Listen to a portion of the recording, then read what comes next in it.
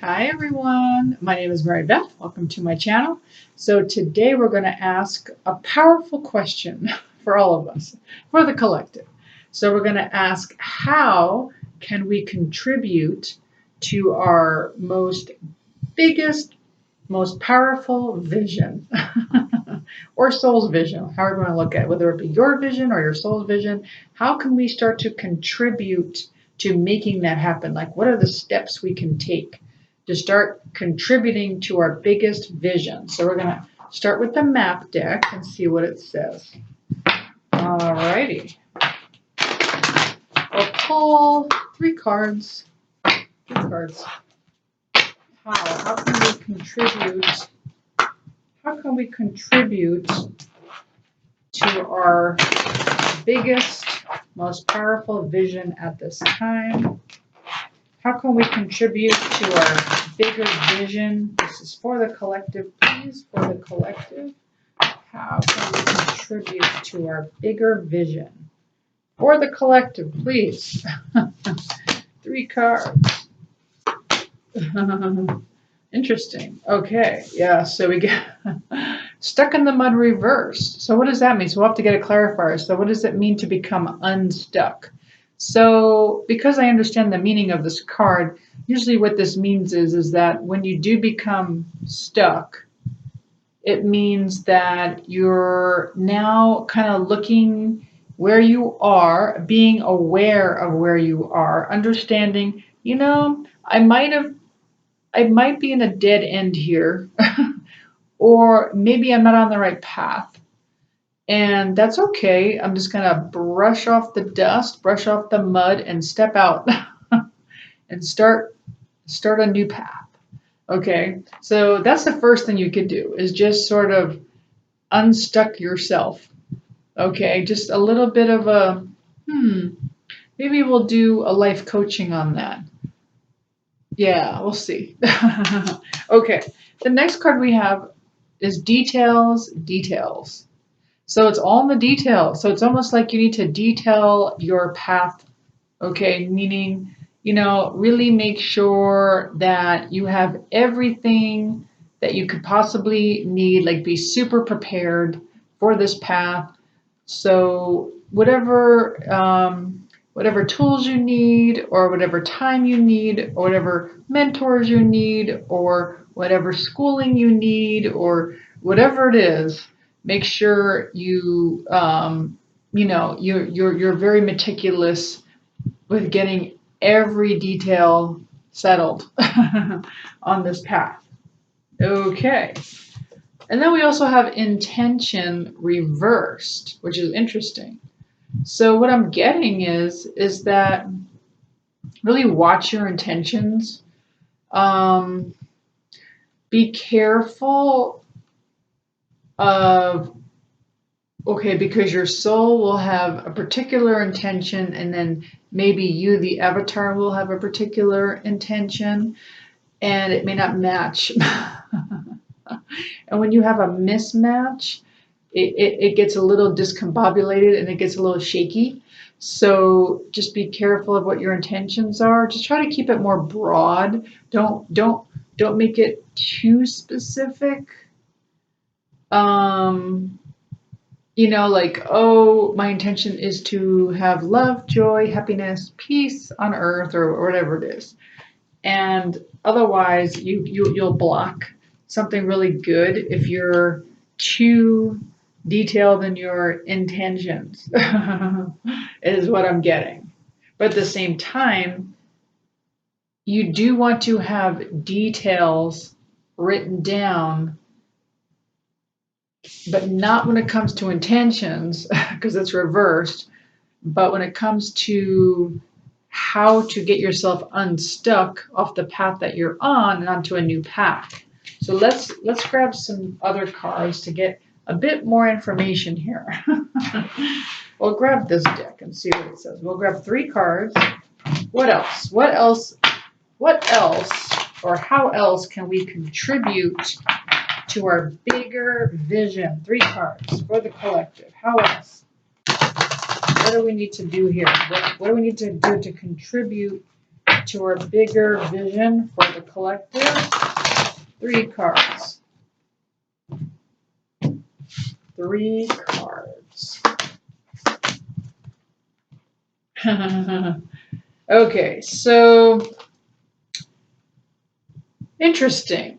So they're saying that for some people, okay, so it's this kind of a dual message that I'm getting. For some of you, I'm getting that, enjoy the journey. Don't get stuck in this escapism or trying to escape the journey because it's reversed. So that tells me that possibly some of you may not be enjoying the personal empowerment journey because it is a climb, right? It's reversed, which is telling me that there might be a little bit of distraction. So that's what I mean by escapism, maybe some numbing out or whatever it could be, right? It could be social media, it could be, I don't know, whatever it is that makes you feel like you can escape your self-empowerment, because it is a very lofty goal, right? It's very lofty. It takes a lot of work. It is a freaking climb. So they're saying to watch that. At the same time, what they're telling me is that it's not about being the hero either, or heroine either. This is not about being a hero. This is about taking your time on your journey. Do you know that song? Whoa, whoa, whoa, whoa, whoa, whoa, I'm born. I'm probably saying that word. So I'm taking my time on my ride. I always think it's I'm born, so I'm taking my time on my ride, but I know that's not the words. But I like that. I like how it sounds. I'm born, so I'm taking my time on my ride. So anyway, we also got the Virgin here. Okay.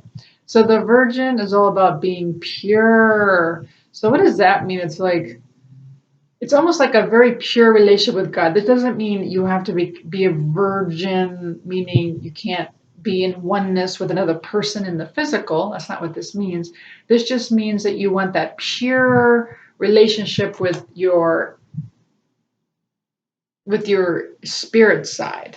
And then however you translate that. So it could be a spiritual master, it could be your spiritual entourage, it could be God, it could be just your heart. Whatever it is, you're purely connected, and whatever that means to you.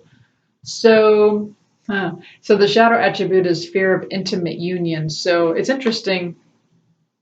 So what this could mean is, because I relate, if this is you, I totally relate, is that if you have fear of intimate union with God, that's something you need to work on, or your soul, or something where you just do not have an intimate union with that part of you, that spirit side of you, where you're just kind of very immersed in the physical 3D world, which is easy to do. And again, it's more about that escapism since it was reversed. So when you're escaping your personal empowerment, it can hinder your intimate union with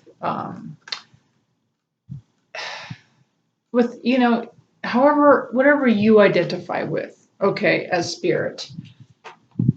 Now, the last card we got is Don Juan Reverse. So what this is telling me also is that in order to contribute to your bigger vision, it's not about this. It's not about being seductive or being in this physical romance, or that's really not where the personal empowerment lies at this time. It's more about a personal union with your spirit side. Okay, so that's going to get you closer, right? So because we're asking, how can you contribute to your highest vision or your biggest vision. This is the way. And again, this doesn't mean you cannot make love to another physical being. This is not being a virgin. That's not what this is. It's not. It's just meaning, and it can to you. There's nothing wrong with that. If that's what you feel, if you feel you need to be celibate at this time. But this is more about an intimate union with something that's greater than yourself, something that is more inward, inside of you, and not outside of you, since this came out reversed. Okay, so it's not about this. Okay, we're getting somewhere. So this is all how we can contribute to our bigger vision. Okay, what else? Let's grab another deck. We'll grab this deck. Let's see what this one says. What else? How else can we contribute to our higher vision? What can we do? What can we do to contribute to our higher vision? 3 cards, please.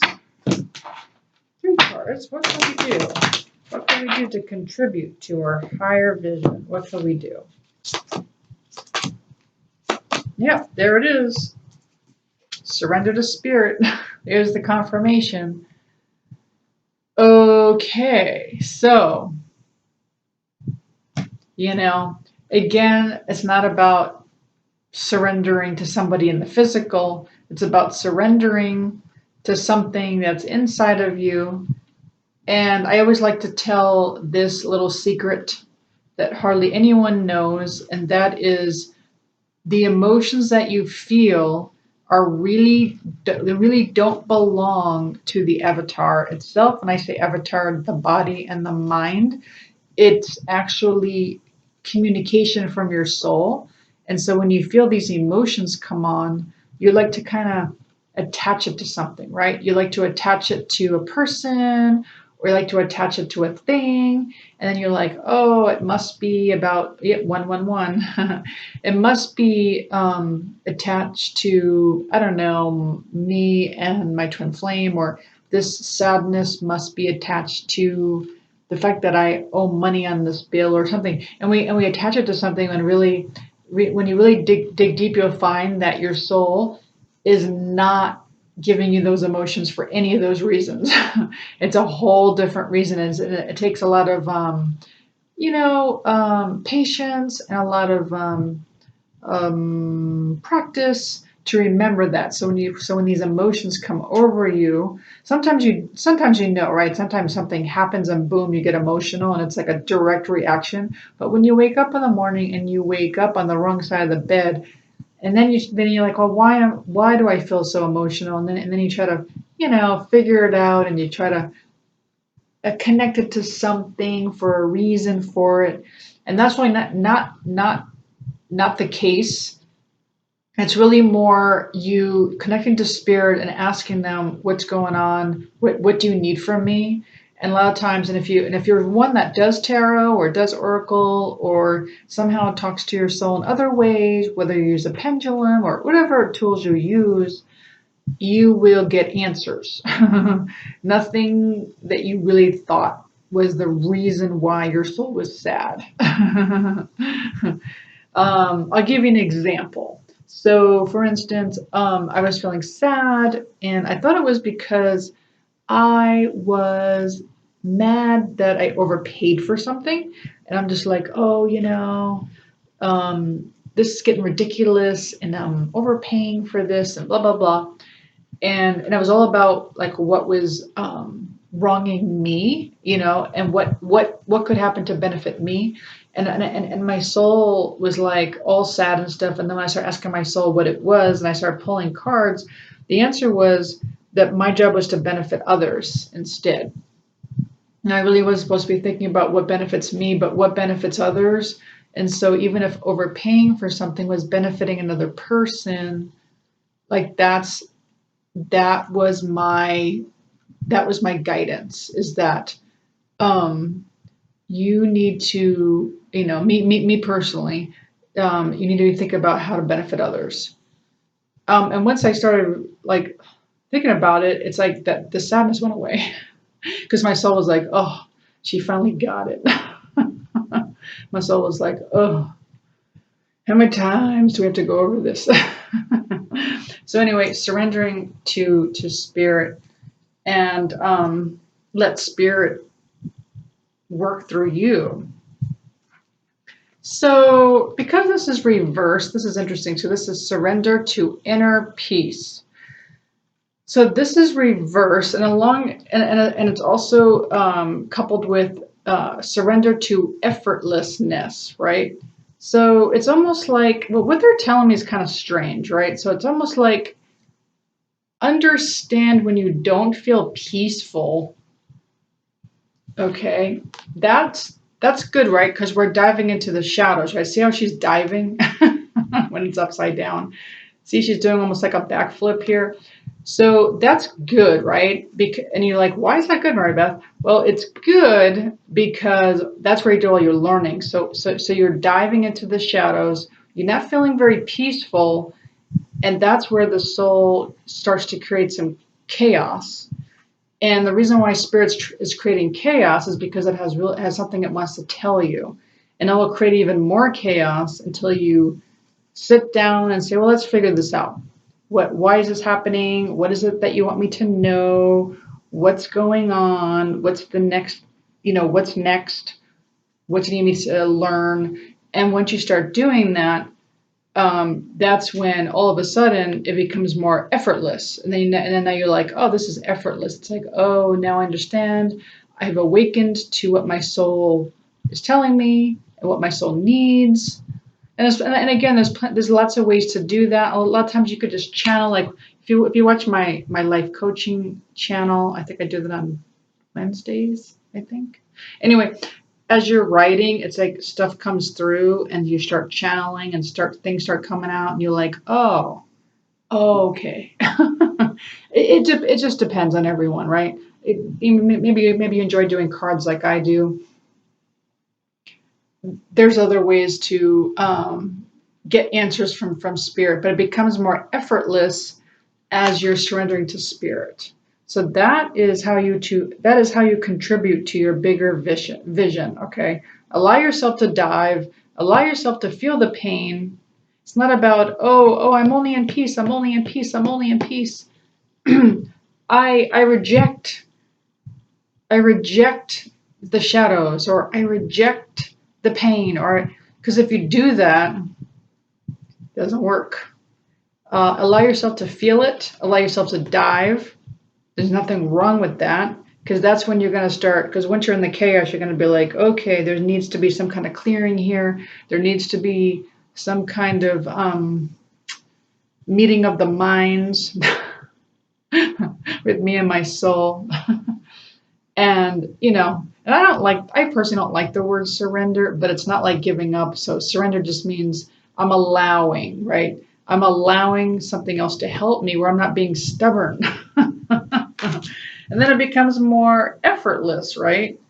And now you're going with the flow, and now you're not in so much chaos, right? This opposite of peace. Okay, so that's how you can contribute to your bigger picture. And then we'll just do one more deck because we're already almost at 20 minutes here. Okay, one more. We'll pick 3 more.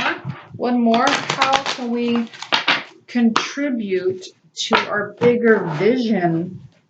How can we contribute to our bigger vision? What's something we can do here? What can we do? Or 3 cards, please, for the collective.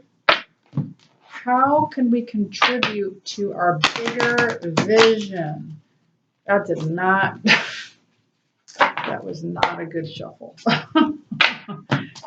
How can we contribute to our bigger vision? 3 cards.